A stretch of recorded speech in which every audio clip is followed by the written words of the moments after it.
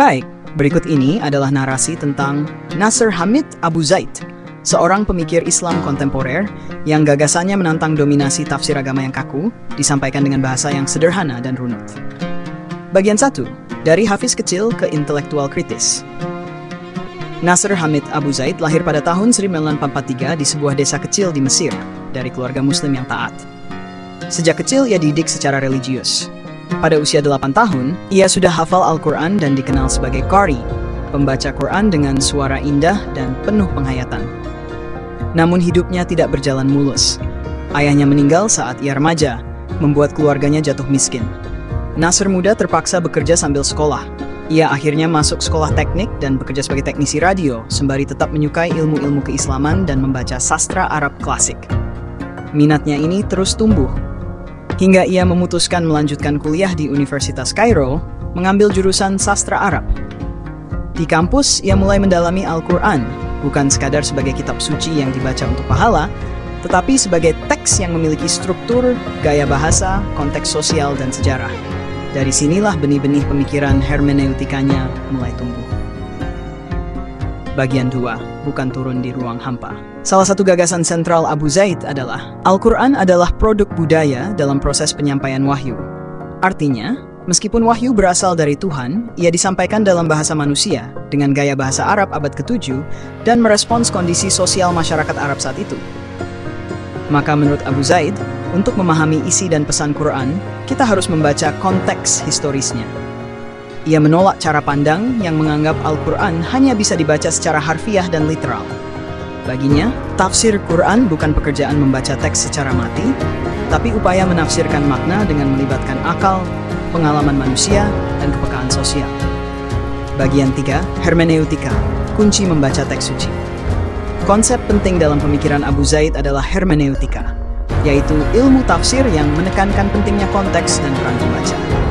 Ia mengambil inspirasi dari pemikir barat seperti Hans-Georg Gadamer, serta dari pemikir muslim klasik seperti Mu'tazilah yang rasionalis dan Ibn Arabi yang sufistik.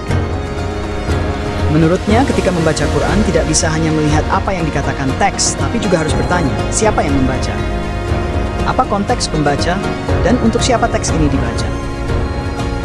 Dalam bukunya Mafhum al-Nas, konsep teks, ia menjelaskan bahwa teks suci itu bukan benda mati. Ia selalu hidup dalam dialog antara teks, penulis, dan pembacanya. Maka, tafsir bukan kebenaran tunggal yang selesai, melainkan proses berkelanjutan yang terbuka. Bagian 4, benturan dengan otoritas agama. Namun, gagasan-gagasannya tidak diterima dengan mudah di Mesir. Ketika ia mengajukan diri sebagai guru besar di Universitas Kairo pada awal 1990-an, sekelompok ulama dan intelektual konservatif menuduhnya murtad, keluar dari Islam, hanya karena ia menyebut Quran sebagai produk budaya.